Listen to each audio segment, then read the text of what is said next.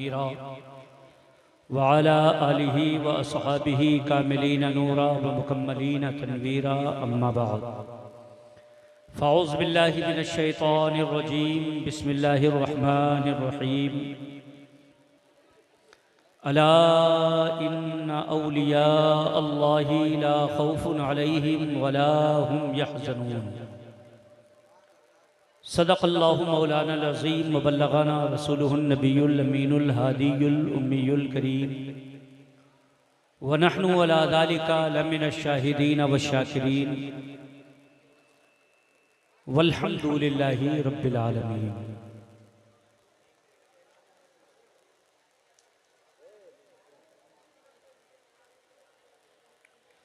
तलब के मुँह तो किस काबिल है या गौस, तलब के मुँह तो किस काबिल है या गौस, मगर तेरा करम शामिल है या गौस। सहाबियत हुई फिर ताबईयत, सहाबियत हुई फिर ताबईयत, फिर आगे कादरी मंजिल है या गौस। हजारों ताबई से तू फजू है, ये तबका मुजमलन फाजिल है या गौस। जो करनों शेर में आरिफ न पाए, वो बिन मांगे तुझे हासिल है या गौस। रजा का खात्मा बिल खैर होगा, अगर रहमत तेरी शामिल है या गौस। अजीज़ाने मिल्लत इस्लामिया, आज आप तमामी हजरात बड़े खुशनसीब हैं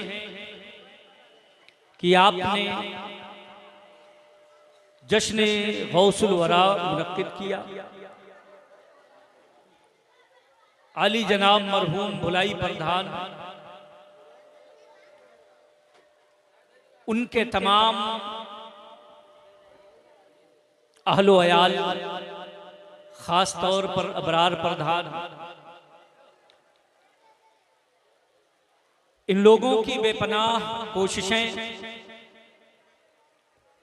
और मेमारे क़ौम मिल्लत हज़रत अल्लामा व मौलाना मोहम्मद आरिफ रज़ा साहब, उनकी महब्बतें शामिल हाल नहीं। आप तमामी हजरात यहाँ तशरीफ फरमा हुई। जब से ये जलसा शुरू हुआ है, आप हजरात ने नातो मनक़बत के बहुत से अशार समाअत फरमाए। शाहकारे तरन्नुम बुलबुले बाग़े मदीना आली जनाब मोहम्मद रिजवान निज़ामी साहब को आपने सुना। शाहकारे तरन्नुम हज़रत अल्लामा व मौलाना मोहम्मद राशिद रज़ा साहब क़िबला मरकज़ी को भी आपने समाअत फरमाया। थोड़ी देर में अगर आपकी इजाज़त हो तो मैं तकरीर कर दूं। सुनेंगे आप लोग? तकरीर सुनना पसंद है कि नहीं? ऐसा तो नहीं कि सिर्फ तरन्नुम ही में समझते। अगर सिर्फ तरन्नुम समझते हो तो भाई ये लोग अभी गए नहीं हैं, मौजूद हैं। मैं आपसे थोड़ी देर गुफ्तगू करूंगा। मैंने देखा हमारी जमात के मशहूर नातख़्वां शाहकारे तरन्नुम भाई राशिद रज़ा मरकज़ी साहब, इन्होंने हमारी और आपकी तामीर के लिए एक बड़ा अहम कदम उठाया है। कॉलेज की जमीन के लिए ये मेहनत कर रहे हैं। अल्लाह ताला इन्हें कामयाबी अता फरमाए। आप लोगों ने हिस्सा लिया, आपको बढ़ चढ़कर तामीरी कामों में हिस्सा लेने की तौफीक अता फरमाए। और मैं गुजारिश करता हूं, जो लोग अभी कूपन नहीं पाए हैं वो लोग आकर के मिंबर शरीफ से कूपन ले लें।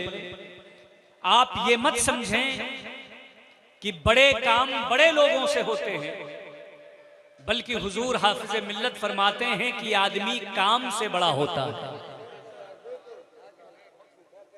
अगर कोई बहुत बड़ा है, जरूरी नहीं कि वो बहुत बड़ा काम कर जाए, लेकिन जो बड़ा काम करता है वो जरूर बहुत बड़ा हो जाता है। जमीन पर काम है, जमीन के नीचे आराम है। सर सैयद अहमद खान ने जब मुस्लिम यूनिवर्सिटी अलीगढ़ बनाना शुरू किया था तो उन्होंने अपने रुमाल को फैला के गली मोहल्लों में वो अपने चंद अहबाब के साथ निकलते थे। 1 पैसा, 2 पैसा, 5 पैसा, 4 आना, 1 आना लोग उनकी झोली में डालते थे और वो समेट कर उसे सर पे रख लेते थे। बहुत सारे लोगों ने उस वक्त उनका मजाक भी उड़ाया और सोचा ये दरवेश इन चवन्नी अठन्नी से क्या कर सकता है। मगर आज इतना जमाना गुजरने के बाद हम और आप देखते हैं तो उन्होंने हमें और आपको मुस्लिम यूनिवर्सिटी अलीगढ़ दिया है। इसलिए ये भाई मोहम्मद राशिद रज़ा मरकजी साहब आपसे अगर अपील कर रहे हैं तो मैं गुजारिश करता हूं इन अपीलों में बढ़ चढ़ करके हिस्सा लें। 100-200 रुपए की कोई हैसियत नहीं है। आप चौराहे पर नाश्ता करते हैं, आपके घर मेहमान आता है, आप उसकी सिर्फ ज़याफत मिठाई से और ठंडे से कर देते हैं, इतना पैसा चला जाता है। ये 100-200 रुपए कोई बड़ी बात नहीं है और हमारे और आपके लिए आज ये बहुत बड़ी हैसियत भी नहीं रखती कि हम दे नहीं सकते। इसलिए मैं फिर गुजारिश करूंगा हमारी तकरीर आप सुनते रहें और आप आकर ये कूपन हासिल करते रहें। आप कूपन जरूर लेकर के जाइए। इतने कूपन इन्होंने निकाला है, हर आदमी के हाथ में ये कूपन हो, आप लेकर के जाएं। ऑनलाइन जब चाहें आप तो उसमें ट्रांसफर कर दें। ये तामीरी काम है, मिल्लत के लिए है, कौम की बच्चियों की मुस्तकबिल के लिए है। आप हजरात इसमें जरूर बढ़ चढ़ करके हिस्सा लें। दरूद शरीफ पढ़ें। अल्लाहुम्मा सल्ली अला सय्यिदिना शफीअना हबीबना नबीना मौलाना मुहम्मदिन सल्लल्लाहु तआला अलैहि वसल्लम तिब्बिल क़ुलूबी व दवाइहा व आफियतिल अबदानी व शिफाइहा व नूरिल अबसारी व ज़ियाइहा व क़ूतिल अरवाही व ग़िज़ाइहा व बारिक व सल्लिम सलातन व सलामन अलैका या रसूल अल्लाह सलातन व सलामन अलैका या हबीब अल्लाह सल्लल्लाहु तआला अलैहि वसल्लम।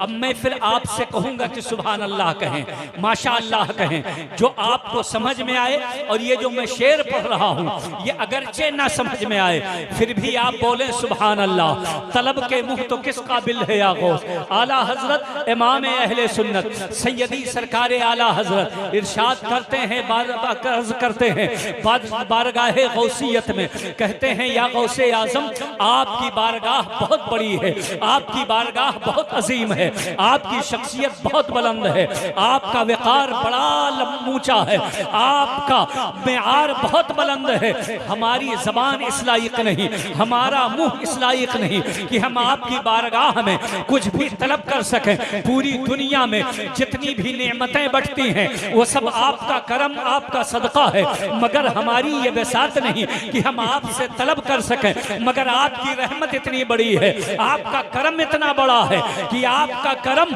तमाम ग़ुरबाए अहले सुन्नत को शामिल है। आपका करम आम और ताम है, सबको पहुंचता है। फरमाते हैं तलब के मुंह तो किस काबिल है या गौस, मगर तेरा करम शामिल है या गौस। जरा सब लोग बोले सुभान अल्लाह।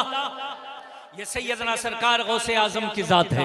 आप जात को मुलाहिजा फरमा लें, फिर मैं गुफ्तगू को आगे बढ़ाता हूँ। आज हमारे बहुत सारे अहबाब ये ज़हन फिक्र रखते हैं और हमारे बहुत सारे अहबाब को जहन देने की कोशिश करते हैं, तरह तरह की बात सुन्नियों में उड़ाते हैं और कभी कहते हैं हमने कुरान पढ़ा है, हमने हदीस पढ़ा है।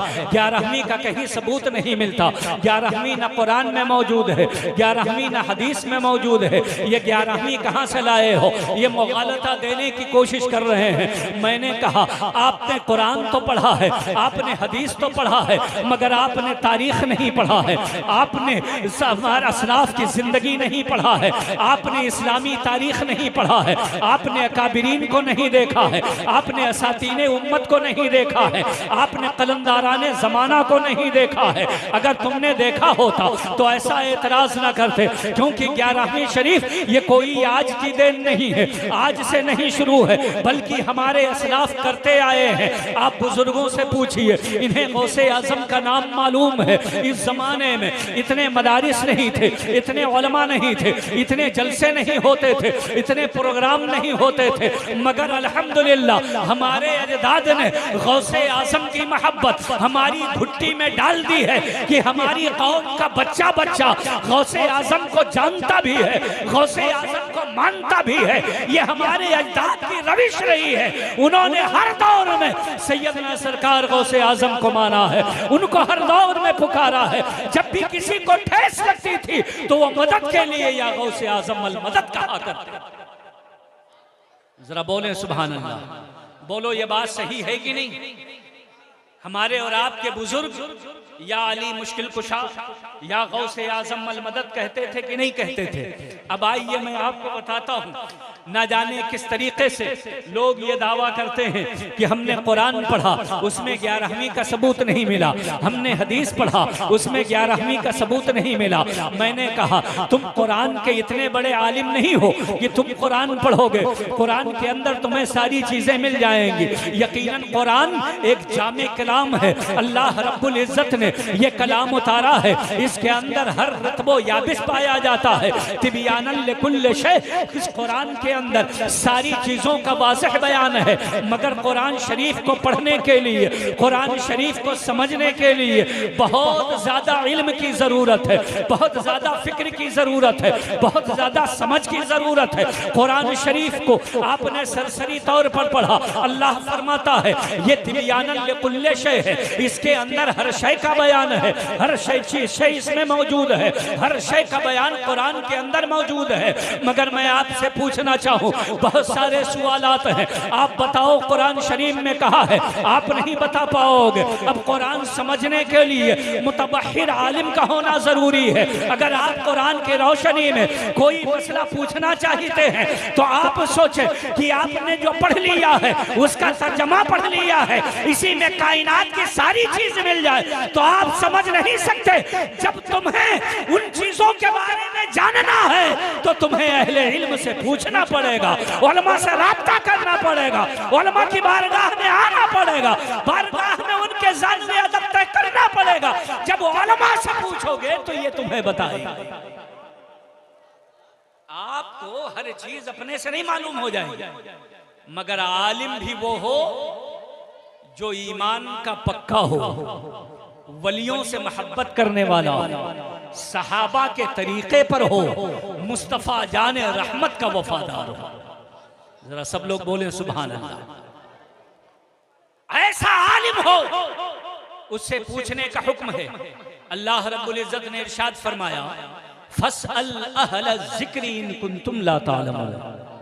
जो तुम नहीं जानते हो वो इल्म वालों से पूछ लो। ये कुरान में अल्लाह ने इरशाद फरमाया है। अब आप कहो हम पूछेंगे नहीं, हम खुद पढ़ेंगे और कुरान से सारी बातें निकाल कर समझ जाएंगे, तो ये आपके बस की बात नहीं है। अगर आप सब समझ जाते तो अल्लाह पूछने का हुक्म न देता। बोलो, अल्लाह पूछने का हुक्म न देता। अल्लाह ने कहा फसअलू अहल ज़िक्र, जानकारों से पूछ लो, इल्म वालों से पूछ लो। इन कुंतुम ला तालमून, अगर तुम्हें मालूम नहीं है तो आप क्या करेंगे? पूछेंगे नहीं और मुनाफिकत फैलाना शुरू कर देंगे, अवाम को मुगालता देना शुरू कर देंगे, लोगों के अंदर फितना और फसाद फैलाना शुरू कर देंगे। आप पूछेंगे नहीं। अल्लाह कहता है पूछ लो। अगर तुम नहीं जानते हो, फिर रब ने इरशाद फरमाया फौका कुल्ली ज़ी इल्मिन अलीम, हर इल्म वाले से बड़ा एक इल्म वाला। इल्म की कोई इंतहा नहीं।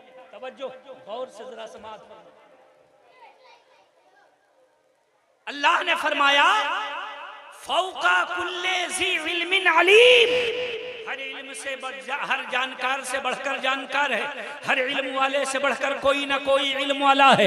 तो ये कह देना मैं सब कुछ जान लिया, मैंने कुरान में पढ़ा नहीं पाया, मैंने हदीस में पढ़ा नहीं पाया, आई ये बात आ गई है तो मैं आपको बताता हूँ 11वीं का सबूत कुरान में कहाँ है, पूरा 11वीं कुरान में कहाँ साबित है, मैं आपको बता के जा रहा हूँ। मुकम्मल तवज्जो आपकी हमारी तरफ हो, जिंदा दिली के साथ समाअत फरमाए, ये उक़्दा हल हो जाएगा और उन्हें जवाब दे दीजिएगा। अगर वो सुन ना रहे हो या हमारी रिकॉर्डिंग पहुंचा दीजिएगा।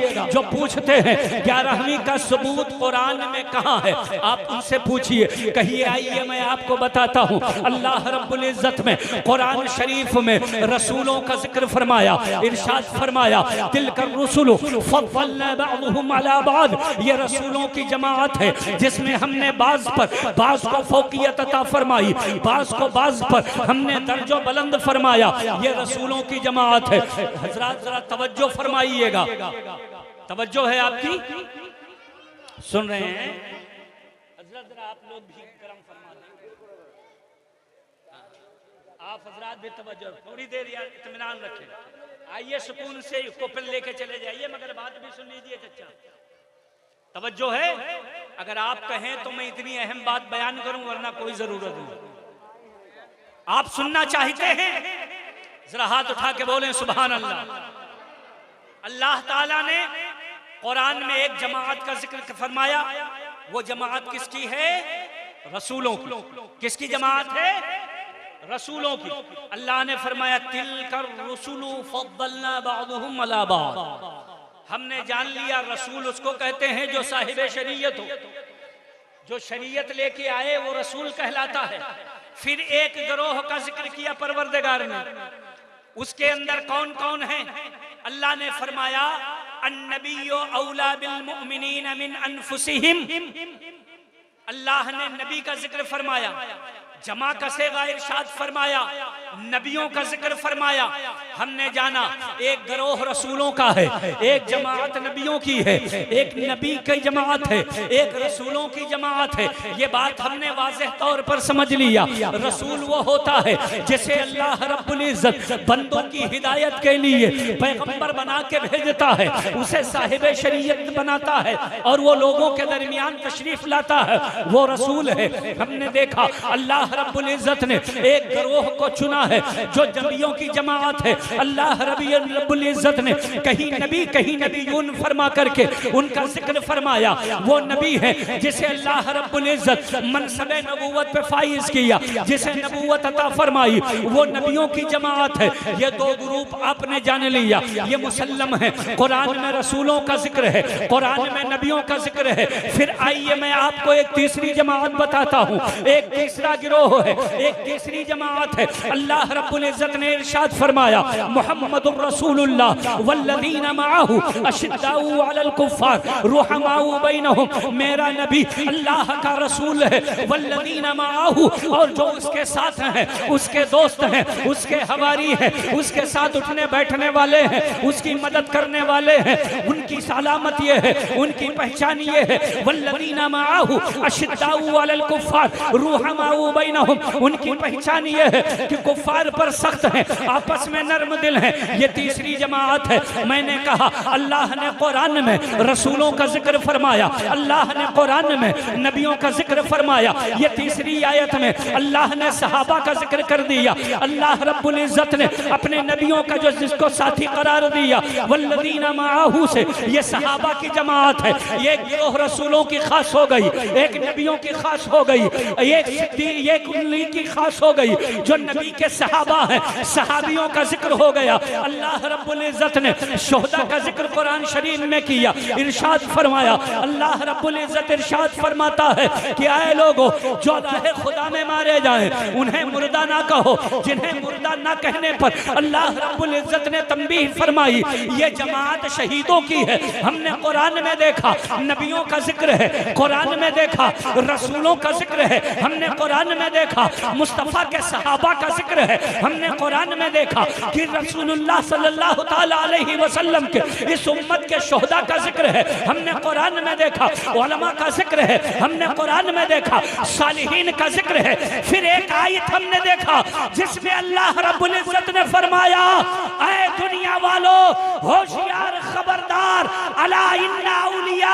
अल्लाही ला खौफुन अलैहिम वला हुम यहज़नून। ऐ लोगों, एक जमात और है जिसे अल्लाह का वली कहा जाता है, एक जमात और है जो वलियों की जमात है। अब मैं पूछना चाहता हूँ, बताओ वलियों में कौन है? तुमने रसूलों को जान लिया, तुमने नबियों को जान लिया, तुमने सहाबा को जान लिया, तुमने शहीदों को जान लिया। मैं तुमसे पूछना चाहता हूँ, ये कौन लोग हैं जिनका अल्लाह ने वली कह के जिक्र किया है? जब वली का जिक्र कुरान में है तो पता चला कायनात में वलियों की एक जमात। नारे तकबीर, नारे रिसालत, नारे रिसालत, नारे रिसालत, मसलके आला हजरत, मसलके आला हजरत, नारे तकबीर, नारे रिसालत। पूरी बात समझ में आ रही है आप लोगों को? तमाम ग्रोहों का जिक्र हुआ है। अल्लाह रब्बुल इज्जत ने कुरान शरीफ में एक और जमात का जिक्र किया जिस जमात को औलिया अल्लाह कहा जाता है। अल्लाह रब्बुल इज्जत ने फरमाया, इन औलियाउहु इल्लल मुत्तकून। अल्लाह रब्बुल इज्जत के वली वही होते हैं जो साहिबे तकवा होते हैं, जो परहेजगार होते हैं, जो नेक होते हैं, जो सालिह होते हैं, जो मुत्तकी होते हैं। अल्लाह ने फरमाया, इन औलियाउहु, अल्लाह के औलिया वही हैं जो तकवा वाले हैं, जो परहेजगार हैं। अल्लाह ने फरमाया, अला इन्ना औलिया अल्लाही ला खौफुन अलैहिम वला हुम यहज़नून। ये मकाम मदह में है। अल्लाह रब्बुल इज्जत ने यहाँ सिर्फ जो है औलिया का जिक्र नहीं किया बल्कि उनकी सिफात का जिक्र फरमाया, उनकी तारीफ फरमाई, उनकी तारीफ जिक्र फरमाई, उनका बयान कुरान में किया और जिक्र फरमाया कि सुनो सुनो, जो मेरी महबूबों की ये जमात है औलिया अल्लाह की, जो वली होते हैं, इनकी शान ये होती है, इनकी सिफत ये होती है, इनकी तारीफ ये है, इनकी शान ये है कि ये डरते नहीं हैं, ये निडर होते हैं और ये घबराते नहीं हैं, आखिरत से घबराते नहीं, दुनिया के अंदर डरते नहीं। ये मुबारक जमात है। गोया कि कुरान में अल्लाह ने वलियों का सिर्फ जिक्र नहीं फरमाया बल्कि वलियों की तारीफ फरमाया। जरा सब लोग हाथ उठा के बोलो, ने वलियों की तारीफ फरमाई। अब बताओ वली कौन है? इन्हीं से पूछना। अगर ये कहें वलियों में सिद्दीक मुराद है तो कहो सहाबा भी वली हैं मगर वो सहाबियत के मनसब पे फाइज है। अल्लाह ने सहाबा का जिक्र कुरान में फरमा दिया। अल्लाह रब्बुल इज्जत ने कुरान में सहाबा का जिक्र फरमाया और हुजूर सल्लल्लाहु ताला अलैहि वसल्लम का साथी बताया, तस्दीक करने वाला बताया। अल्लाह ताला ने उनका जिक्र फरमा दिया। वो वली है, ये जिनकी जमात मुराद है। जब कहें वलियों में सहाबा मुराद है और सहाबा की जात है तो आप कह देना उन्हें तो सहाबी कहा जाता है, वो तो सहाबी रसूल हैं, उनका जिक्र कुरान में है। कुरान करीम ने अलग से उनका जिक्र फरमा दिया है। बताओ औलिया की जमात में कौन है? वली किसको कहोगे? वली कौन कौन लोग मुराद हैं? वलियों की कोई फहरिस्त लाओ, फहरिस्त बनाओ और वलियों को उसमें दिखाओ। हजरत मोहतरम, बात यहाँ सहाबा की नहीं हो रही है, औलियाए कराम की हो रही है। उनसे कहो कि कुरान में जब जिक्र है तो हमें तुमसे फहरिस्त चाहिए। कयामत आ जाएगी, ये फहरिस्त नहीं बना सकते। आओ सुन्नियों के पास, इनसे पूछो औलिया कौन है, उनकी फहरिस्त क्या है। तो सुन्नी बोलेगा गौसे आजम औलिया है, औलिया के सरदार है, वलियों के वली है, गौसे आजम सुल्तानुल औलिया है, वलियों की फहरिस्त देखना है। आप आओ, आप हमारी जमात में आओ, पूरी फहरिस्त मुरतब हो जाएगी। गौसे आजम वली है, ख्वाजा पाक वली है, कुतुबुद्दीन बख्तियार काकी वली है, अलाउद्दीन साबिर कलियरी वली है, बाबा फरीदुद्दीन गंज शकर वली है, सैयद सालार मसूद गाजी वली है। औलिया देखते चले जाओ। अल्लाह का फजल है कि कोई खत्ता, कोई इलाका खाली नहीं है जहां औलिया आराम फरमाना हो। हर जगह अल्लाह ने अपने इन महबूबों को भेजकर हमारे ईमान को ताज़गी अता फरमा दी। बेशक, बहुत खूब। अब औलिया का जिक्र होगा, फहरिस्त ही यहीं से बनती है।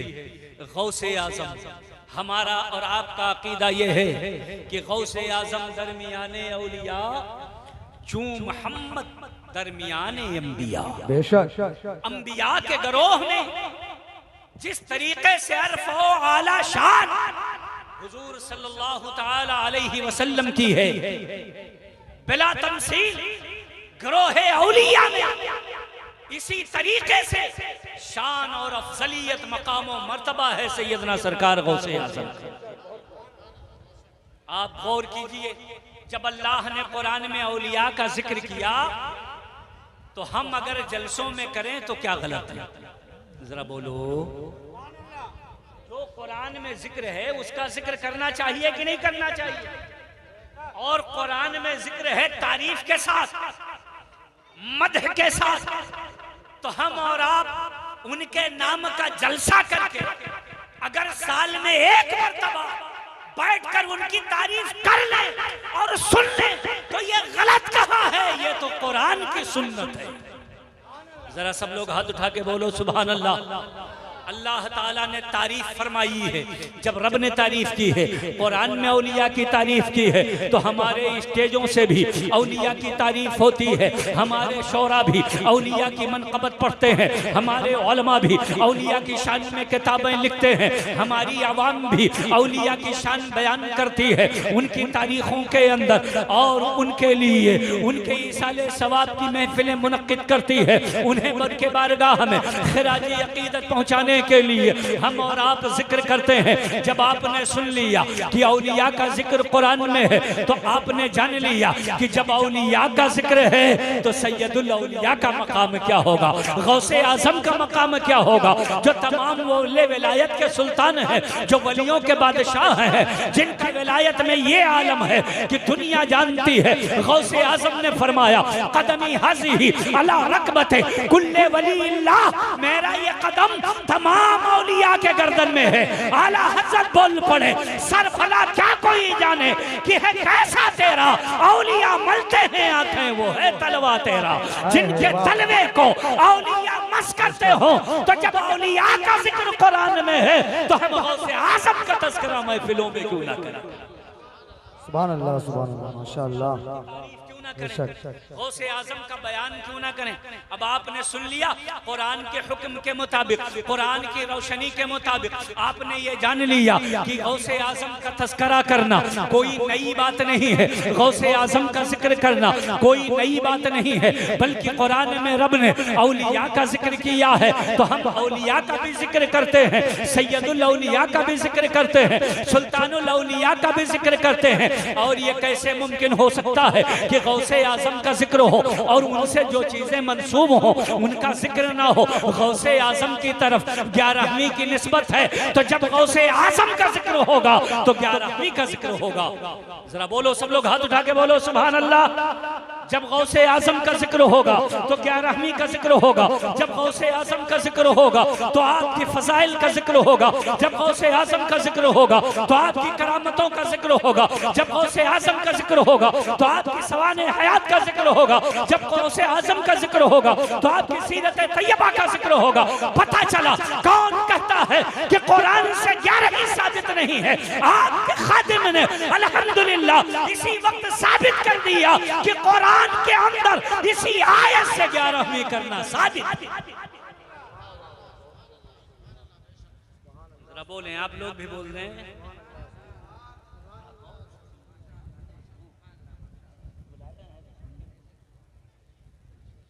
दरूद शरीफ पढ़ें। अल्लाहुम्मा सल्ली अला सय्यिदिना शफीना हबीबना नबीना मौलाना मुहम्मद मअदनिल जूद वल करम वालिहिल किराम वब्निहिल करीम उम्मतिल करीमा व बारिक व सल्लिम सलातन व सलामन अलैका या रसूल अल्लाह सलातन व सलामन अलैका या हबीब अल्लाह सल्लल्लाहु तआला अलैहि वसल्लम। ऐ मेरे अजीजों, ऐ मेरे भाइयों, आप गौर फरमाइए, मैंने कुरान करीम की आयत पढ़ी जिसमें औलियाए कराम का जिक्र है। औलियाए कराम के सरदार यानी सुल्तानुल औलिया वो गौसे आजम का जिक्र है। गौसे आजम से मंसूब ये 11वीं शरीफ है जो सरकार गौसे आजम को बहुत पसंद थी। उन्हीं की मुनासिबत से हमारे अकाबिरीन 11वीं करते चले आए, हमारे असलाफ 11वीं करते चले आए, हमारे और आपके बाप दादा 11वीं करते चले आए।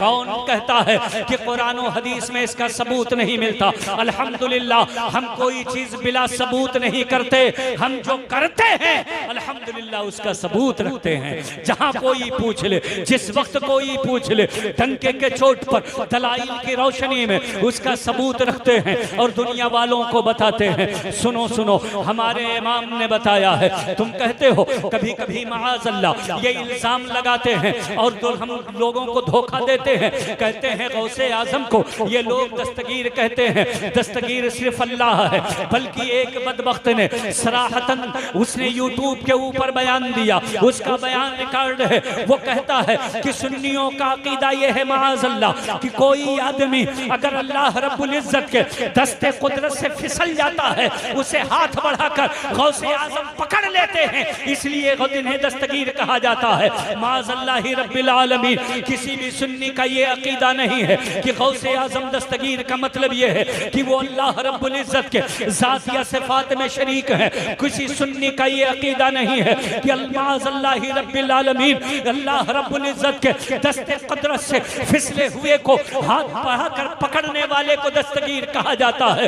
नहीं नहीं, बल्कि हमारा अकीदा सुनो, ये हम पर इल्जाम लगाया जाता है। लोग झूठ बोलते हैं कि ये गौसे आजम को रब के बराबर बताते हैं। अरे मियां, परवरदिगार की जात बहुत बुलंद है, वो तो खालिक है, मखलूक का उससे क्या मुकाबला। हम तो गौसे आजम को नबियों के बराबर भी नहीं कहते, हम तो गौसे आजम को सहाबा के बराबर भी नहीं कहते। इसीलिए मैंने इमाम अहले सुन्नत का वो शेर पढ़कर बता दिया जो आला हजरत ने लिखा है और अकीदा दिया है, बताया है। धोखे में बताओ, सहाबियत हुई, फिर ताबईयत, फिर आगे कादरी मंजिल है। या गौसे आजम ने वाज़ेह लफ्जों में गौसे आजम के बारे में आला हजरत ने लिखा, धोखा मत दो। तुम कहते हो ये शिर्क करते हैं, यहां शिर्क का मामला तो छोड़ो, शिर्क तो बहुत बड़ी चीज है। हम सुन्नी सहीहुल अकीदा लोग गौसे आजम को हज़राते अंबिया में भी शामिल नहीं करते। हज़राते अंबिया का मकाम बहुत बुलंद है। नबियों के बाद सहाबा की जमात है, उसका मकाम व मर्तबा है। सहाबा के बाद ताबईन का मकाम व मर्तबा है और ताबईन के बाद तबे ताबईन का मकाम व मर्तबा है। सैयदना सरकार गौसे आज़म सहाबी नहीं है, इसलिए सहाबियत के जुमरे से बाहर हैं। आप ताबई नहीं हैं, आप तबे ताबई हैं। आला हजरत ने जब आपकी मनक़बत लिखा तो साफ बता दिया, सहाबियत हुई, फिर ताबईयत, फिर आगे कादरी मंजिल है। या गौस यानी सहाबा का मकाम है, उसके बाद ताबईन का मकाम है और ताबईन के बाद सैयदना सरकार गौसे आजम की कादरी मंजिल है। आप बताओ शिर्क कैसे हो गया? हम तो सहाबा के साथ भी नहीं गिनते हैं। आला हजरत ने इस तौर पर आगे फरमाया, हजारों ताबई से तू फजू है, ये तबका मुजमलन फाजिल है। या गौस सहाबियत का मकाम है, फिर ताबईयत का मकाम है, तबे ताबई का फिर मकाम है। ताबईन के ताल्लुक से फरमाया कि तुम आपका मकाम व मंजिल आप तबे ताबई हैं, मगर हाल ये है कि ये ताबई वाली जमात ये इजमाई तौर पर, इजमाली तौर पर ये सहाबा के बाद फजीलत रखती है, उसके बाद तबे ताबई हैं। मगर फर्दन फर्दन जब गौसे आजम की जात को देखोगे तो फरमाते हैं, हजारों ताबई से तू फजू है, ये तबका मुजमलन फाजिल है। या हजारों ताबई से तू फजू है, ये तबका मुजमलन फाजिल है या गौस। बहुत कायदे से सुनिएगा, मैं आज तकरीर नहीं करने नहीं बल्कि आपके जहनो दिमाग के अंदर जो गर्दो गुबार बस गया हो उसे साफ करने के लिए आया हूँ, और गौसे आजम से आपकी अकीदत व मोहब्बत को, आपके रिश्ते अकीदा को, अकीदत को मैं मजबूत करने के लिए आया हूँ, आपके जहनो दिमाग को हाजिर करना चाहता हूँ। हजरत मोहतरम, ये मकाम है गौसे आजम का, साफ तौर पर बता दिया गया। अब लोगों को मुगालता देने की कोशिश होती है, कहते हैं 11वीं ना करो इसलिए कि 11वीं वाला जानवर हराम होता है, और माअज़ल्लाहि रब्बिल आलमीन वो गंदे जानवर से 11वीं वाले जानवर के गोश्त की ताबीर करते हैं। मैं पूछना चाहता हूँ, तुम कौन हो? तुम्हें ये पावर किसने दिया है कि तुम हलाल को हराम ठहराओ, हराम को हलाल ठहराओ? ये पावर किसी और को नहीं है, बल्कि ये शान है मुस्तफा की। अल्लाह रब्बुल इज्जत ने अपने महबूब को ये पावर दिया था, फरमाया वउहिल्ल लकुम मिनत तय्यिबात व युहर्रिमु अलैकुमुल खबाइस। ये हुजूर की शान है कि वो जब चाहते हैं तो पाक चीजों को मोमिनों के लिए हलाल कर देते हैं और नापाक चीजों को मोमिनों के लिए हराम कर देते हैं। ये पावर और इख्तियार किसको है? हुजूर को। मगर जिसको पावर है उसको पावरफुल नहीं मानते। जिसको पावर है उसके बारे में लिखते हैं जिसका नाम मोहम्मद या अली है वो किसी चीज का मालिक व मुख्तार नहीं। मैं कुरान की रोशनी में आपके सामने ये बात वाज़ेह कर देना चाहता हूँ, ये पावर मुस्तफ़ा करीम को है। अल्लाह ने कुरान में ये पावर दिया है, फरमाया वउहिल्ल लकुम मिनत तय्यिबाति व युहर्रिमु अलैकुमुल खबाइस। मेरे महबूब की शान ये है कि तुम्हारे लिए पाक चीजों को हलाल कर दें, गंदी चीजों को तुम्हारे लिए हराम फरमा दें। ये पावर मुस्तफ़ा करीम का है, ये इख्तियार मुस्तफ़ा करीम का है। इसीलिए हुजूर ताजुश शरिया ने इसी की तर्जमानी की तो आप फरमाने लगे, जहां बानी अता कर दें भरी जन्नत हैबा कर दें, नबी मुख्तारे कुल हैं जिसको जो चाहे अता कर दें, जहां में उनकी चलती है वो दम में क्या से क्या कर दें, जमी को आसमा कर दें, सुरैया को सरा कर दें। ये पावर, ये इख्तियार हासिल है हमारे और आपके प्यारे आका को। लोगों ने क्या कहा कि 11वीं शरीफ का गोश्त हराम है। मैं इसको भी आपके सामने क्लियर और वाज़ेह करना चाहता हूँ। वाज़ेह कर दूं? जरा हाथ उठा के बोले सुभान अल्लाह। बस ये 2-4 अहम मसाइल सुन लें, फिर इंशाअल्लाह ताला कभी मौका मिला तो तकरीर कर दी जाएगी। 11वीं शरीफ का गोश्त इन्होंने कहा हराम। बहुत सारे लोग जानते हैं, मुझसे तो मुनाजरे होते हैं, ये कहते हैं 11वीं ना किया करो, 11वीं करना जायज नहीं है। मैंने कहा तुमने कहां से जाना कि 11वीं का गोश्त हराम है? ये कहते हैं कुरान में लिखा हुआ है, कुरान में लिखा है कि 11वीं का गोश्त हराम है।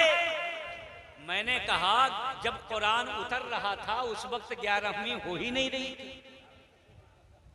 जब कुरान नाजिल हो रहा था, आप ही कहते हो, हम भी कहते हैं, अहदे हुजूर की जाहिरी जिंदगी में कुरान उतरा, फिर कुरान मुकम्मल हो गया, उसके बाद तो उतरा नहीं कुरान। बोलो, गौसे आजम सरकार की जाहिरी जिंदगी में आपकी पैदाइश नहीं हुई थी, फिर सहाबा के दौर में आपकी पैदाइश नहीं हुई, फिर ताबई के दौर में अब भी पैदाइश नहीं हुई। मैंने बताया सहाबियत, फिर ताबईयत, फिर आगे कादरी मंजिल, सहाबियत फिर ताबईयत। अहदे रिसालत ज़ाहिरी में गौसे आजम की पैदाइश नहीं हुई, सहाबा के दौर में गौसे आजम की पैदाइश नहीं हुई, ताबई के दौर में गौसे आजम की पैदाइश नहीं हुई। जब दौर आया तबे ताबई का, गौसे आजम पैदा हुए। अब बताइए, हुजूर सल्लल्लाहु ताला अलैहि वसल्लम के ज़माने ज़ाहिरी में कुरान उतर रहा था, गौसे आजम मौजूद नहीं थे। सहाबा के दौर में गौसे आजम की पैदाइश नहीं, ताबई के दौर में गौसे आजम की पैदाइश नहीं। आप कहते हो कि गौसे आजम बाद के हैं, 11वीं साबित नहीं है। मैंने कहा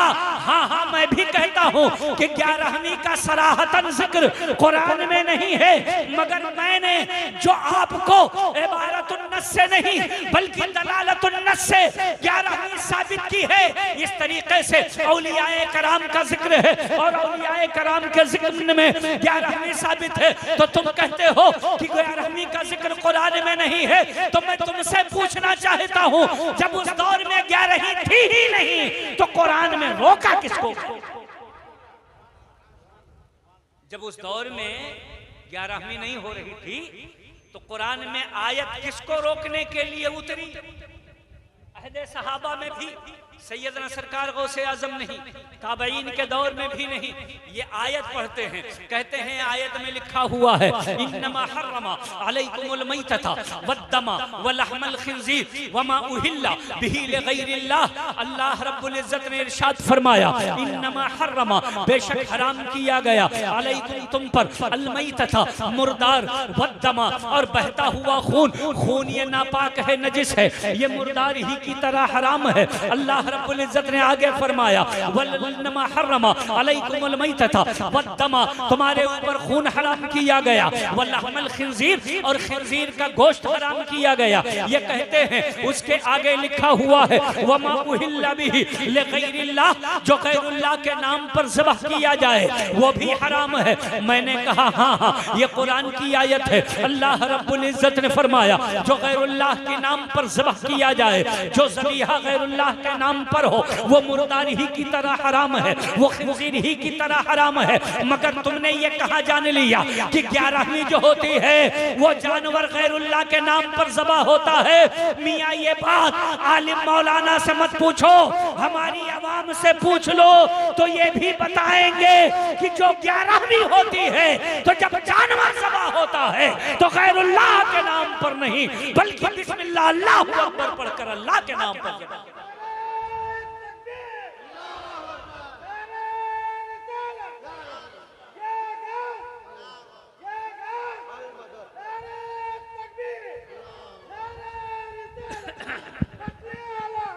जिंदाबाद अल्लाह मेरे भाइयों, अब आओ मैं बता देता हूँ इस आयत करीमा में किसे हराम फरमाया गया। आयत उतर रही थी, उस दौर में क्या चीज थी जिसे रोकने के लिए ये आयत करीमा उतरी है। ये 11वीं रोकने के लिए नहीं है, बल्कि उस जमाने में कुछ जानवरों को लोग अहदे जाहिलियत में छुट्टा छोड़ दिया करते थे, किसी न किसी के नाम पर उन्हें हिबा कर देते थे, अपने घर पे नहीं पालते थे, उन्हें चारा पानी नहीं देते थे, और उसके बाद उनकी निशानी के तौर पर किसी का कान छेद देते थे, किसी के कान को काट देते थे, किसी के नाक को छेद देते थे, और निशानी के तौर पर किसी के पैर या बदन में किसी जगह पर उस जानवर को दाग करके कोई निशान बना दिया करते थे। अब कान कटा जानवर दिखता था, नाक कटा जानवर दिखता था, दगा हुआ जानवर दिखता था, उसे पता चल जाता था। लोग देखते थे कि ये पालतू जानवर नहीं है, बल्कि ये किसी के नाम पे छोड़ा हुआ जानवर है, जिसका कान कटा हुआ है या नाक कटा हुआ है या इसके बदन को दाग दिया गया है। लोग समझ जाते थे ये किसी देवी देवता के नाम पर छोड़ा गया है, ये छोड़ा हुआ जानवर है। वो चलता रहता था, खाता पीता टहलता रहता था। जब मिद्दत पूरी हो जाती थी तो उस जानवर को लेते थे और लोग जिस स्थान पर उसकी बलि देने की मन्नत मानते थे उसी स्थान पर ले जाकर के उसे ज़बह नहीं करते थे, बल्कि उसकी बलि चढ़ाया करते थे। जब कुरान उतर रहा था, मोमिनीन ईमान ला रहे थे, तो अल्लाह रब्बुल इज्जत ने मोमिनों को हुक्म दिया, ऐ मोमिनों, हलाल किए हुए जानवर को खाओ, और जो गैरुल्लाह के नाम पर कान काट करके, नाक काट करके या उनके ऊपर दाग कर छोड़ दिया जाता है, इनकी बलि चढ़ाई जाती है, ये जानवर तुम्हारे लिए मिसले मुर्दार और मिसले खिंजीर हराम है, तुम इन जानवर को ना खाओ। अब बताइए कुरान में किस जानवर को रोका गया था और ये जानवर किस जानवर को रोक रहे हैं? ये कहां पर लाकर सेट कर रहे हैं? वो आयत करीमा उतरी थी बलि देने वाले जानवरों के हराम होने की, और इन बदमाशों ने, इन जालिमों ने लाकर के उसे 11वीं पे सेट कर दिया। बहुत खूब माशाअल्लाह, सुभान अल्लाह। जरा सोचिए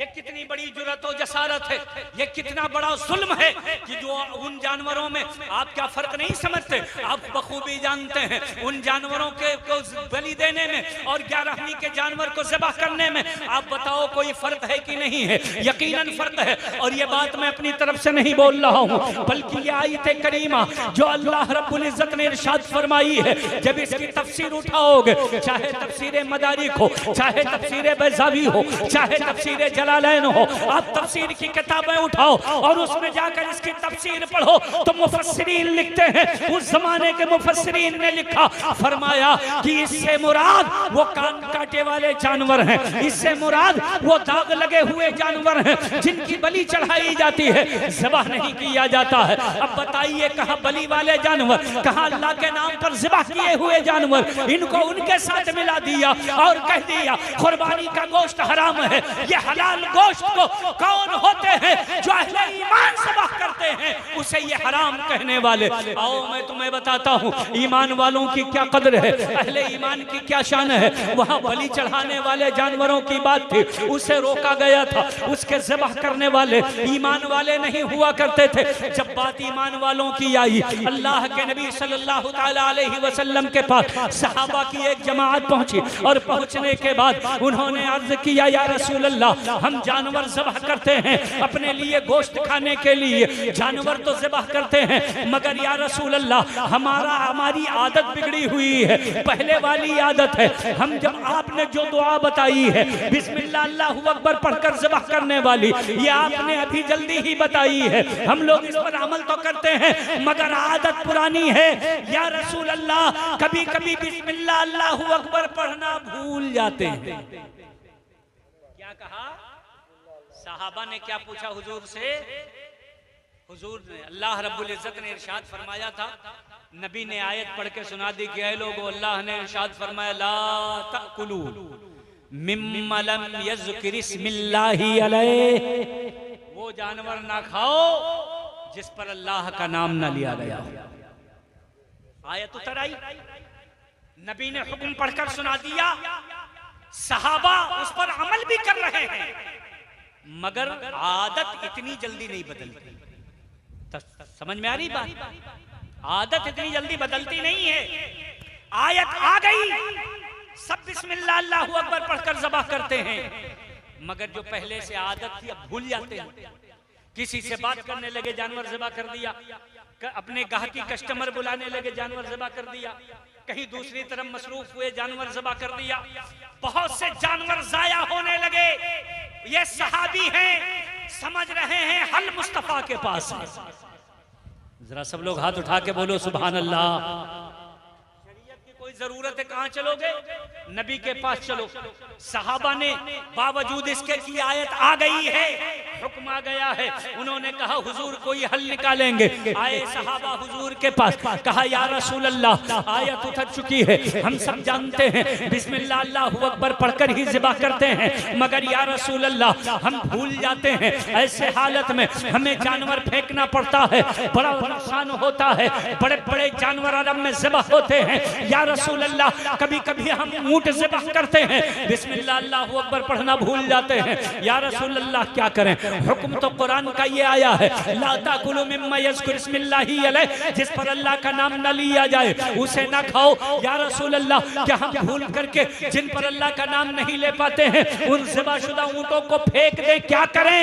तो हुजूर ने फरमाया कुलू हो फइन्ना तस्मियतल्लाहि फी कुल्ले क़ल्बि इम्रिइन मुस्लिमिन, अगर भूल का छूट जाता है तो वो जानवर फेंको मत, उसे खा लिया करो, इसलिए कि अल्लाह का नाम मोमिनों के दिल में मौजूद। नारे तकबीर, नारे रिसाला, नारे रिसाला, मसलके आला हज़रत, मसलके आला हज़रत मुफ्ती सोहेल साहब किबला, नारे तकबीर, नारे रिसाला। आपके सामने मैं कुरान की आयतें पढ़ रहा हूँ, हदीस शरीफ पढ़ पढ़ करके दलीलें दे रहा हूँ। कुरान में क्या आया था? मत खाओ जिस पर नाम न लिया जाए। हुजूर ने फरमाया वो उनके लिए है जो जानबूझ के नाम न लेते हो, जो जानबूझ के बिस्मिल्लाह अल्लाहु अकबर छोड़ देते हो। पता चला जानबूझ कर नहीं लिया नाम तो दिल में नफरत है, अदावत है, वो जानवर फेंक दो। अगर कोई मोमिन भूल जाए तो वो जानवर ज़िबाह करके खा लो।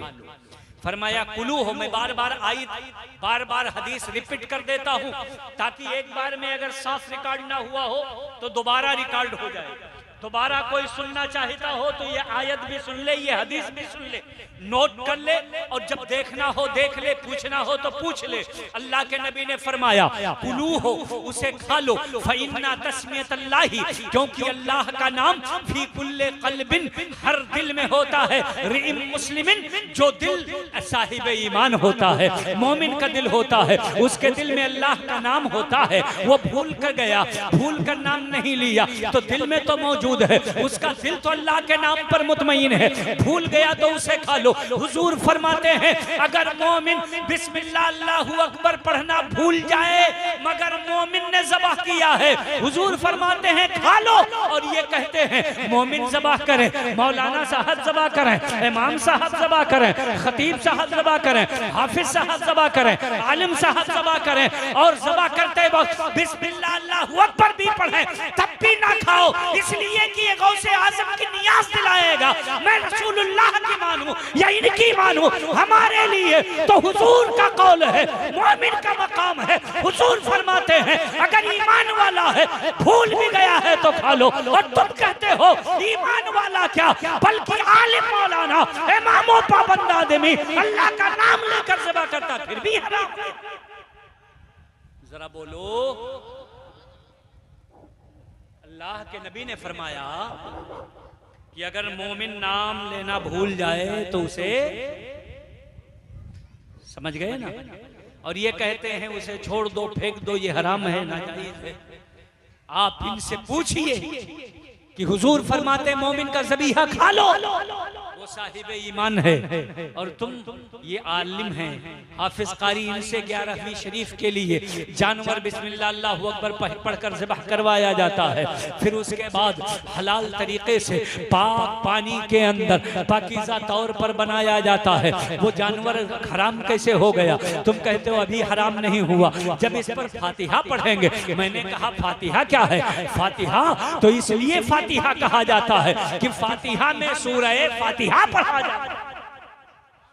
जरा मचल कर बोलो सुभान अल्लाह। फातिहा को तस्मियतुल कुल बेसबबिल जुज़ के तौर पर उसको फातिहा इसीलिए कहते हैं कि उसमें सूरह फातिहा की तिलावत होती है।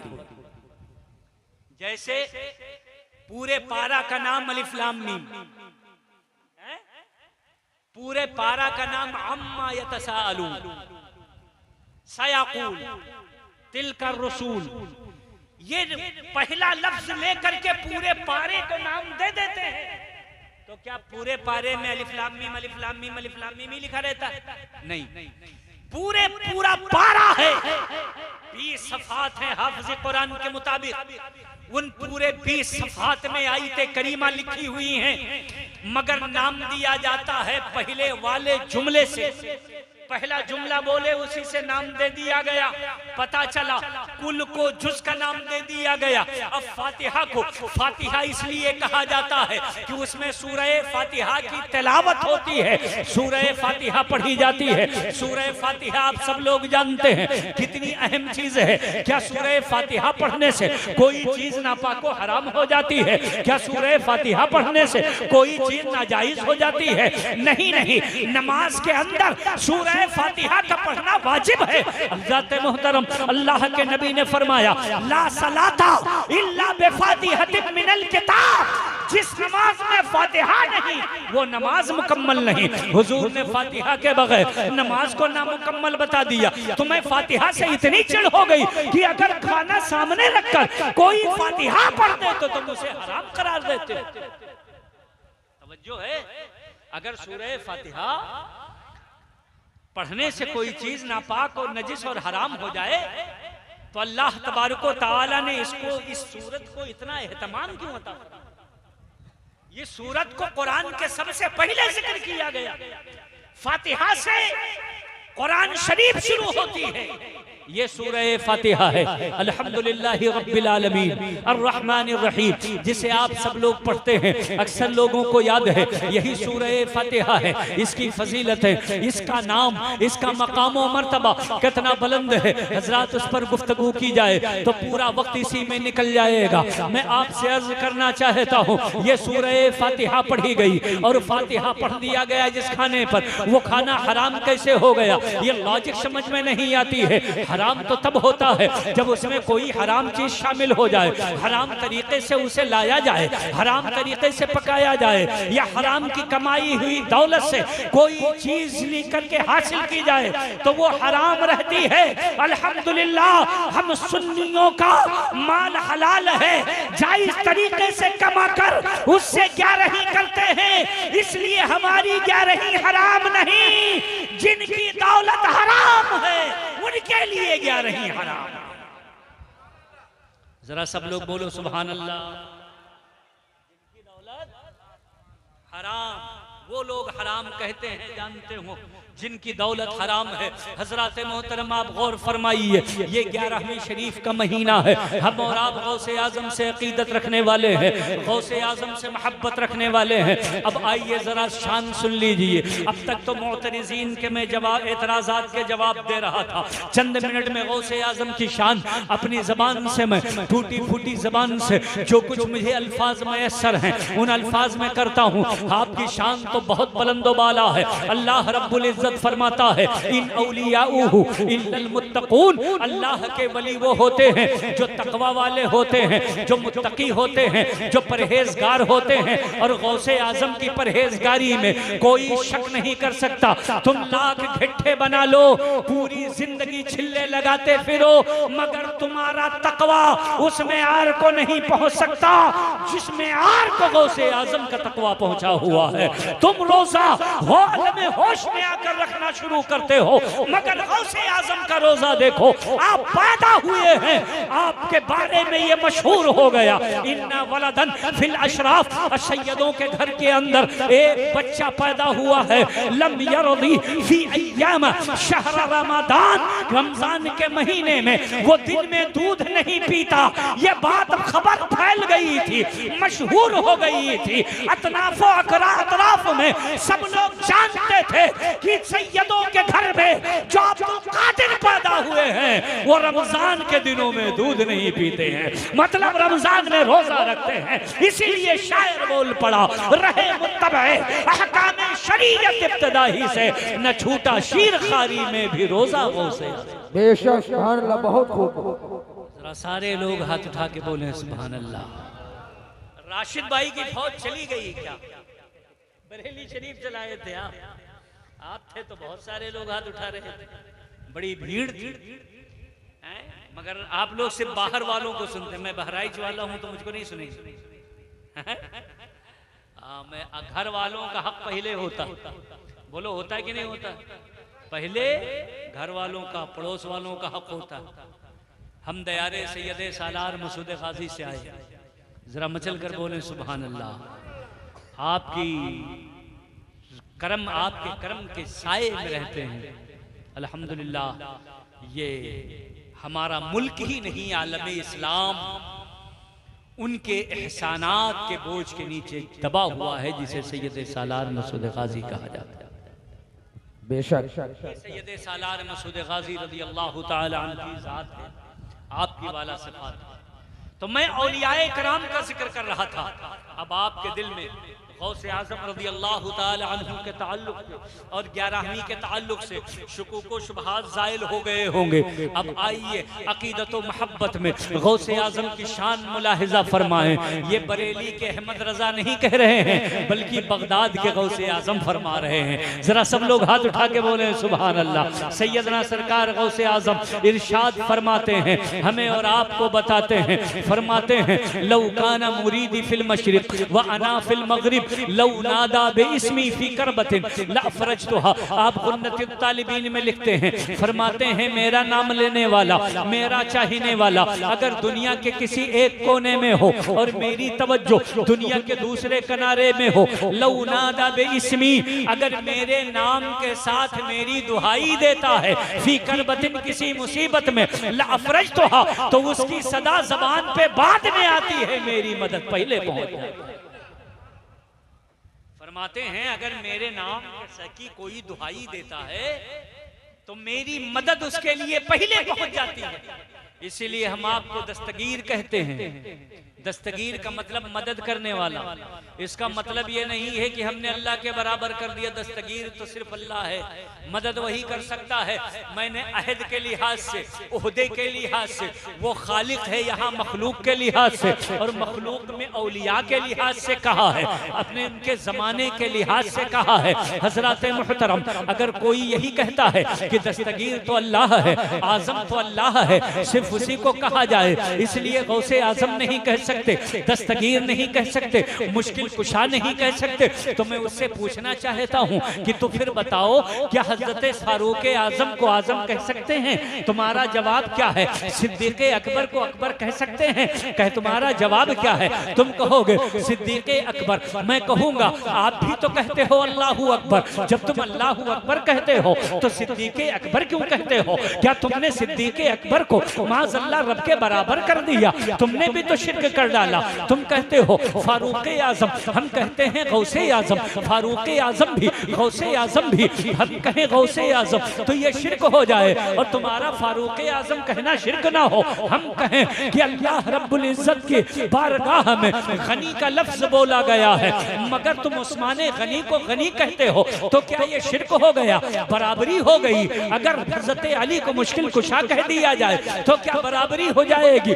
नहीं नहीं, बल्कि वो खालिक है, ये मखलूक है। खालिक और मखलूक में कोई बराबरी ही नहीं है। अल्लाह अकबर है अपनी जात से, अल्लाह आजम है बेजाते खुद, अल्लाह गनी है अपनी आप से, अल्लाह रब्बुल इज्जत मुश्किल कुशा है अपने आप से, वो दस्तगीर है बेजाते खुद, दस्तगीर है। और जो इसके बनते हैं ये दस्तगीरी उसी ने अता की है, ये मुश्किल कुशाई उसी ने अता की है, ये अकबरी उसी ने अता फरमाई है, ये आजम होने की शान उसी ने अता फरमाई है। इसलिए कोई मुकाबला नहीं, बराबरी नहीं है। तुम जिस तरह सिद्दीक अकबर फारूक आजम कहते हो, इसी तरह हमें भी गौसे आजम और हमें भी गरीब नवाज मुश्किल कुशा कहने दिए। वरना कहने की बात हो तो मैं आपको कुरान के हवाले से एक बात और बता दूं, जो चीज अल्लाह के लिए बोली जाती है वही चीज बंदों के लिए बोली जाती है, और हर आदमी जानता है इसमें कोई शिर्क नहीं है। ऐसा कि नहीं कि जो अल्लाह के लिए लफ्ज बोला गया वही लफ्ज बंदों के लिए बोला जाता है। मैंने ये 2-4 मिसालें दी हैं। अब एक मिसाल मैं कुरान शरीफ से देता हूं। आप कुरान शरीफ पढ़ते हैं, सूरह बकर की आखिरी आयतें जब आप पढ़ें तो आप पढ़ेंगे अल्लाह रब्बुल इज्जत हमें और आपको दुआ मांगना सिखाता है। आप कहो अल्लाह रब्बुल इज्जत से दुआ करो तो कहो वगफिर लना, अल्लाह हमारी मगफिरत फरमा दे, वरहमना, तू हम पर रहम फरमा। क्यों? अंता मौलाना, इसलिए कि तू मौलाना है। सब लोग हाथ उठा के बोलो ये लफ्ज़े मौलाना। बताओ कुरान शरीफ में है कि नहीं?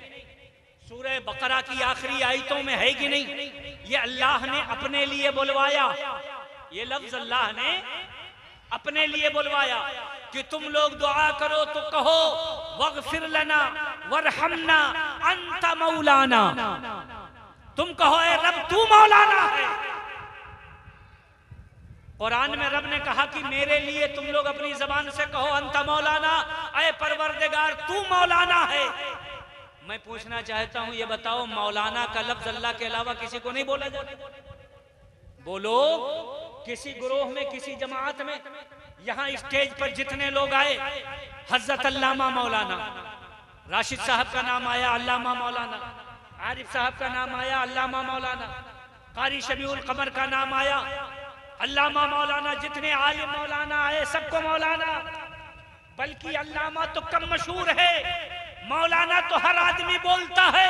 मौलाना लोग आ गए, मौलाना लोगों ने खाना खा लिया, मौलाना वहां से चले, मौलाना आए कि नहीं आए, मौलाना मस्जिद में है कि नहीं, मौलाना मदरसे में मौजूद है कि नहीं, अल्लामा भी कोई नहीं बोलता, सबके जबान पर नाम है, हर आदमी मौलाना मौलाना कहता है। अब सुन्नियों में है तो यहाँ भी मौलाना मौलाना कहा जाता है, और उनकी जमात में है तो वो भी अपने मौलाना को मौलाना कहते हैं। बताओ कहते हो कि नहीं कहते हो? अब तुम्हारा इमाम, तुम्हारा आलिम, तुम्हारे मदरसे में पढ़ाने वाला, मस्जिद में इमामत करने वाला, तुमने उसको वो लफ्ज कह दिया जो कुरान में अल्लाह के लिए कहा गया है। आखिर कैसे कह दिया? क्या तुमने अपने इमाम को अल्लाह के बराबर समझ लिया? क्या अपने मुअज्जिन को अल्लाह के बराबर समझ लिया? क्या अपने खतीब को अल्लाह के बराबर समझ लिया? क्या अपने मुदर्रिस को अल्लाह के बराबर समझ लिया? इन्हें मौलाना क्यों कहते हो? मौलाना तो कुरान में रब के लिए बोला गया है। तो इनकी तरफ से भी यही जवाब होगा कि हम अपने इमाम को, अपने मुअज्जिन को,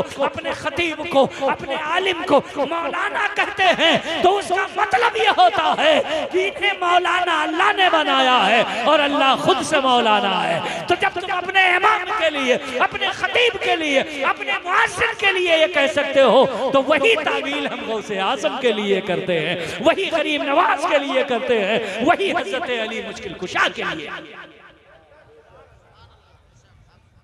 ये बात समझ में आई? वाज़े तौर पर जहन में बैठी कि नहीं बैठी? इसलिए धोखा न खाना। गौसे आज़म का की शान बहुत बड़ी है। आप फरमाते हैं अगर मेरा चाहने वाला कोई जानिब मशरिक में हो, मेरे नाम को लेकर दुहाई दे, मेरे नाम को लेकर के पुकारे, तो फरमाते हैं मैं उसकी मदद करता हूँ। आप फरमाते हैं नजर तो इला बिलादिल्लाहि जमा, मैंने पूरे रूए जमीन को ऐसे देखा कखरदलतिन अला हुक्म इत्तिसाली, जैसे राई के दाने को हथेली पे रख के देखा जाता है। गौसे आज़म की निगाह ये है, उनकी निगाह विलायत ये है, उनकी बसारत और बसीरत ये है। आप खुद इरशाद फरमाते हैं, ऐ दुनिया वालों सुनो सुनो, हज़रत सरकार गौसे आज़म खुद फरमाते हैं कसीदा गौसिया के अंदर, आप फरमाते हैं दुनिया वालों सुनो सुनो, तुम्हारे शेख की शान क्या है, तुम्हारे इमाम की शान क्या है, गौसे आज़म की शान क्या है। आप खुद बयान फरमाते हैं वमा मिनहा शुहूरुन औ दुहूरुन तमर्रु व तक़्तदी इल्ला अताली, दुनिया के अंदर जितने लम्हे गुजरते हैं, जितनी घड़ियां गुजरती हैं, जितने साथ गुजरते हैं, ये सब नहीं गुजरते इल्ला अताली, मगर बारगाहे गौसियत में हाजिरी देते हैं। अब बारगाहे गौसियत में सलामी के लिए पेश होते हैं। जब इजाजत मिलती है तो नेमतें आपको अता हो जाती हैं। जरा सब लोग हाथ उठा के बोलें सुभान अल्लाह। सरकार गौसे आज़म की ये शान है, तभी आला हजरत ने इसकी तर्जमानी की। इरशाद फरमाया हुक्म नाफिज है तेरा, सैफ तेरी खामा तेरा, दम में जो चाहे करे, दौर है शाह तेरा, वाह क्या मर्तबा है गौस है बाला तेरा, ऊंचे ऊंचों के सरों से कदम आला तेरा, सर भला क्या कोई जाने कि है कैसा तेरा, औलिया मलते हैं आंखें वो है तलवा तेरा, इस निशानी के जो सग हैं नहीं मारे जाते, हश्र तक मेरे गले में रहे पट्टा तेरा, तुझसे दर दर से सग, सग से है मुझको निस्बत, मेरी गर्दन में भी है दूर का डोरा तेरा। जरा सब लोग हाथ उठा के बोलो सुभान अल्लाह। और फरमाया क्या दबे जिस पे हिमायत का हो पंजा तेरा, शेर को खतरे में लाता नहीं कुत्ता तेरा। जिसको निस्बत हो गई गौसे आज़म से। इस आयत में अल्लाह ने वलियों की तारीफ फरमाई, कहा अला इन्ना औलिया अल्लाहि ला खौफुन अलैहिम, ऐ दुनिया वालों जो हमारे बंदे हैं, वली हैं, उन्हें डर नहीं लगता, उन्हें वो निडर होते हैं, बेखौफ होते हैं, उन्हें डर नहीं लगता। करबला में इमाम हुसैन सामने यजीदी फौज, हाथों में तलवार, नेज़े, बरछी, भाला, मगर हुसैन को डर नहीं लगता। जरा बोले, मचल के बोले। कारी राशिद साहब जितना बोल रहे थे उतनी आवाज ना निकालें, फिर भी जरा बोल दें सुभान अल्लाह। गौसे आज़म सैयदुल औलिया है, जो अल्लाह का वली होता वो डरता नहीं है। आप वलियों की शान देखते चले जाएं, एक एक नाम लेकर के मैं सुनाऊं तो बड़ी लंबी तकरीर यहां से शुरू हो जाएगी। गरीब नवाज अजमेर आए, उनको डर लगा, हालात बहुत खराब थे, डर लगा। जरा बोलो, वो डरते नहीं है। सैयद सालार मसूद गाजी बहराइच में आए, नौजवानी थी, आज से 1018 साल पहले उनकी शहादत हो गई। उस वक्त आए थे, डरे वो, जो अल्लाह का वली होता है वो, जरा मचल के बोलो, डरता, वो बेखौफ होता है, कुरान ने कहा। और जो उससे जुड़ जाते हैं उन्हें बेखौफ बना देता है। जरा बोले बोले मचल कर बोले। गौसे आजम के नाम ले, गौसे आजम के चाहने वालों, हम 11 इसलिए करते हैं कि दुनिया हमें डराने की कोशिश करती है और गौसे आजम हमें निडर बनाते हैं। जरा बोलो बोलो, दिलों से क्या दबे जिसपे हिमायत का हो पंजा तेरा, शेर को खतरे में लाता नहीं कुत्ता तेरा। जिसके ताल्लुक गौसे आजम से हो, जो गौसे आजम से डर जुड़ जाता है, उसका भी डर खत्म हो जाता है, वो डर निकाल देता है, फिर वो डरता नहीं है। दुनिया में रहता है तो निडर रहता है, अपने असलाफ के नक्शे कदम पे रहता है, निडर होकर के जिंदगी गुजारता है, उसके अंदर बुज़दिली नहीं होती है। वो कहता है कमाते हैं वो भी अल्लाह के लिए, लुटाते हैं वो भी अल्लाह के लिए, जीते हैं वो भी अल्लाह के लिए, मरते हैं वो भी अल्लाह के लिए। बेशक सुभान अल्लाह, बहुत खूब। जरा सा बिगड़े क्या, जरा सी तेज आंधी चली, पत्ता खटका, हम और आप थर थर कांपने लगे। फिक्र हो गई हमारी बस्ती को कौन बचाएगा, बचाएगा, इलाके को कौन बचाएगा। हम और आप फिक्र करने लगे, जो काम हमारा नहीं हम उस काम पे लग गए। मियां, हमें हिफाजत के लिए नहीं पैदा किया गया, हमें इबादत के लिए पैदा किया। बेशक, जरा सब लोग बोले, हमें इबादत के लिए पैदा किया गया। आप अपने काम पे लग जाओ, तुम इबादत करने लगो, रब की रहमत हिफाजत करने लगे। औलियाए किराम पर जब मुश्किलात आती थी तो वो हिफाजती तदबीर नहीं करते थे, वो इबादत में और ज़ौक़ बढ़ा देते थे। हम और आप इबादत में लगे, नमाजें पढ़ें, रोजे रखें, तिलावत करें, नेक बन जाएं, मुत्तकी बन जाएं, परहेजगार बन जाएं। अगर गौसे आजम के रास्ते पर चलेंगे तो निडर हो जाएंगे। गौसे आजम के रास्ते पर चलो। और एक सिर्फ आपसे मैं गुजारिश करता हूं एक बात की, कि गौसे आजम को झूठ पसंद नहीं था, इसीलिए अशरफी दिखा दिया, झूठ नहीं बोले। जब झूठ पसंद नहीं तो झूठे पसंद नहीं। गौसे आजम की महफिल में बैठने वालों, आज गौसे आजम से अपनी अकीदत जोड़ने के लिए मुझे भी चंदा दे दो। दोगे? आप कहोगे सब तो कारी राशिद साहब ने ले लिया, बचाइए क्या? दोगे कि नहीं दोगे? दोगे चंदा? जरा हाथ उठा के बताओ कितने लोग देंगे। हमें चंदे में आपकी रकम नहीं चाहिए, एक चंदा चाहिए। वो चंदा ये है कि आज ये अहद कर लें कि झूठ नहीं बोलेंगे।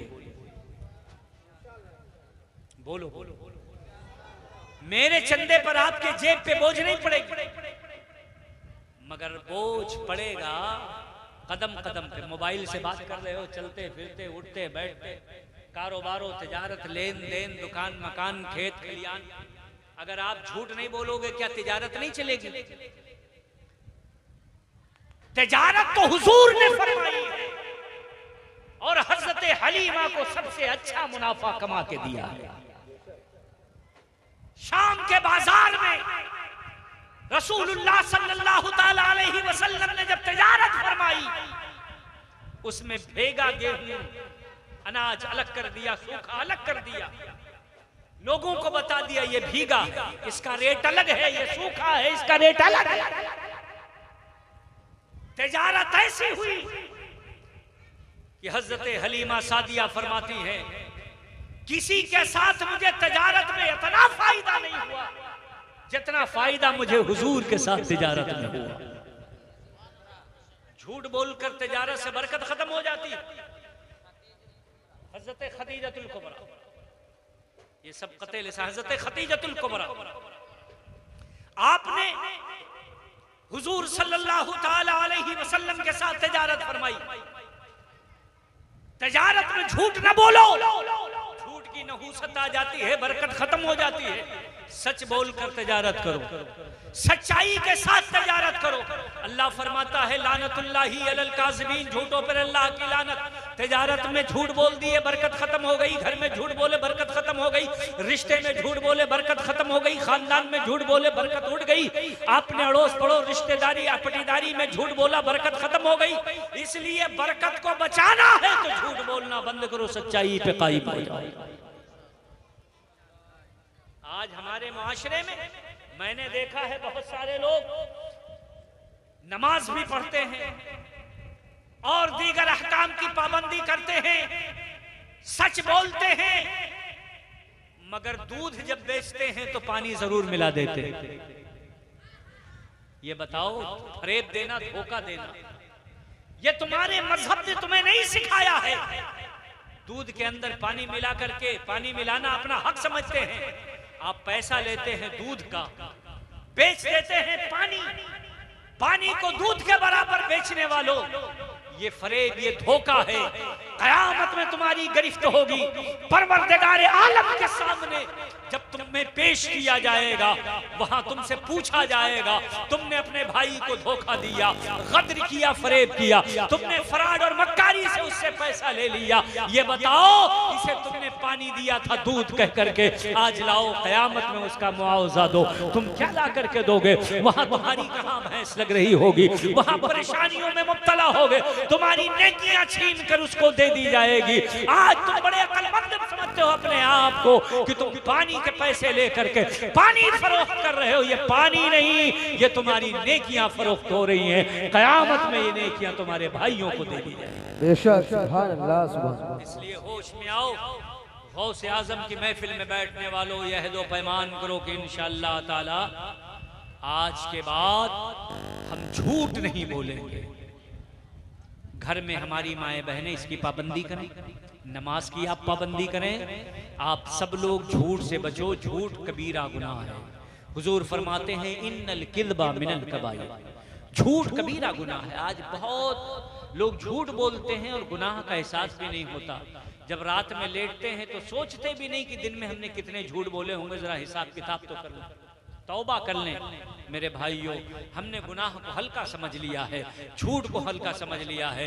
झूठ बोलना गुनाह कबीरा है। इंशाअल्लाह आप सब लोग इसमें मुसम्मम करें। जितने लोग मेरी गुफ्तगू को सुन रहे हैं, आप गौसे आजम के दीवाने हैं, गौसे आजम के मानने वाले हैं। इंशाअल्लाह गौसे आजम के सदक़े में आप सच्चाई का वादा कर लीजिए। मैं जरूर कहता हूँ गौसे आजम का फैजान जारी हो जाएगा। यकीन के साथ मैं कहता हूँ गौसे आजम का फैजान मिलेगा। जिंदगी में बहारें आ जाएंगी, जिंदगी में इनकलाब आ जाएगा, जिंदगी के अंदर राहत मिल जाएगी, हर जगह बरकत ही बरकत होगी। मैं इन्हीं जुमलों के साथ अपनी गुफ्तगू को खत्म करता हूँ। वमा तौफीक़ी इल्ला बिल्लाह व आखिरु दावाना अल्हम्दुलिल्लाहि रब्बिल आलमीन। अच्छा, एक पर्चा मेरे पास आया था, हाफ आस्तीन का कपड़ा पहनकर नमाज होती है कि नहीं होती? तो इसके बारे में मसला यह है, नमाज हो जाती है, मगर यह खिलाफे अदब है। हाफ आस्तीन असल में शरीयत का मसला नमाज होने के सिलसिले में यह है कि मर्द नाफ से लेकर के घुटने तक इतनी चीज को आगे पीछे हर तरफ छुपा ले तो उसका पर्दा हो गया, पर्दे शरीरी उसका हो गया, नमाज उसकी हो जाएगी। मगर क्या अब हो जाएगी तो कोई बगैर बनियाइन पहने नमाज पढ़ने पहुंच जाए? जब अल्लाह ने कपड़े दे रखे हैं, कपड़े की बहुतात है। आज आप आराम और ऐश में हैं, उस जमाने में कपड़े की दिक्कत थी। एक चादर होती थी, उसी को मर्द और औरत मिलकर पहनते थे। ऐसी किल्लत थी कपड़े की। तो हुक्म तो मसला ये बयान किया गया, हुक्म दिया गया, तवज्जो से सुन लीजिए। और किसी को मसले मसाइल पूछना हो तो तकरीर के बाद पूछ लिया करें। अल्हम्दुलिल्लाह हम लोग आपकी खिदमत ही के लिए हैं, मगर जो बताएं उसे गौर से सुनो। तो हाफ आस्तीन भी पहनकर नमाज हो जाएगी, चूंकि मर्द का सत्र हो गया, नाफ से लेकर घुटने तक। बता रहा हूं, नाफ के ऊपर से लेकर, नाफ ना दिखे तो वो नाफ ही नहीं ढकना है कि आप बैंडेज लगा लें उसी पर, इधर से लेकर पीछे तक टखने तक आगे से पीछे तक ये पूरा सत्र है, मर्द को छुपाना फर्ज है नमाज में। जो लोग पैंट पहन कर जाते हैं, छोटी पैंट छोटी शर्ट, और शर्ट ऊपर खिसक जाती है, पैंट नीचे खिसक जाती है, उनकी नमाज नहीं होती, क्योंकि फर्ज खत्म हो जाता। जो सत्र जो है, सत्रे औरत नमाज में फर्ज है, वो फर्जियत साकित हो जाती है, सत्र खुल जाता है। इसलिए नाफ के सामने अगर पीठ ही खुले तो वो भी सत्र में शामिल है। तो आप इस तरह का लिबास, और लिबास ये है ही नहीं जिसमें सत्र पोशी ना हो। बहुत सारे लोग लंबी बनियान पहन लेते हैं, इन करके बोलेंगे नहीं दिखेगा, मगर वो अजीब सा लगता है, पैंट बन जाती है। अगरचे बनियान इनकी हुई होती है तो उससे सत्र हो जाता है, मगर आप लोग इस बात का नमाज में जरूर ख्याल करें कि छोटी शर्ट पहनकर न जाएं। ज्यादातर आप कम से कम एक कुर्ता जरूर रखें, नमाज में जाएं तो कुर्ता पहन के जाएं, आस्तीन पूरी पहन के जाएं। चूंकि नमाज में जब बंदा हाजिर होता है तो गोया कि वो अहकमुल हाकिमीन की बारगाह में जाता है। तवज्जो, रब की बारगाह में खड़ा होता है, अल्लाह की बारगाह में खड़ा होता है। वो जब नमाज में सुबहान रब्बियल आला सुबहान रब्बियल अजीम की सरगोशी करता है तो गोया कि वो बारगाहे रब में हम कलामी करता है। तो अब आप सोचिए, जाविया बना लीजिए, दुनियावी कोई हाकिम हो, उसके सामने आप हाफ आस्तीन पहनकर चले जाएंगे, चड्ढा पहनकर उसकी बारगाह में खड़े हो जाएंगे, आस्तीन समेटे समेटे खड़े हो जाएंगे, पैंट मोड़ करके उसके सामने चले जाएंगे।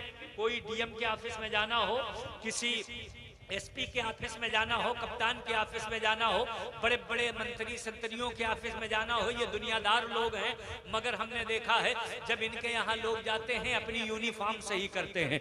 जो उनका यूनिफॉर्म होता है, टाई लगाने का यूनिफॉर्म है तो टाई सही करते हैं, जिसमें टोपी उतारने का रिवाज है। ये दुनिया वाले हैं कि अपने ऑफिसर के पास, अपने बड़े अधिकारी के पास टोपी उतार के सलूट करते हैं, मगर मुसलमान रब के हुजूर जब आता जाता है तो टोपी लगा के जाता है।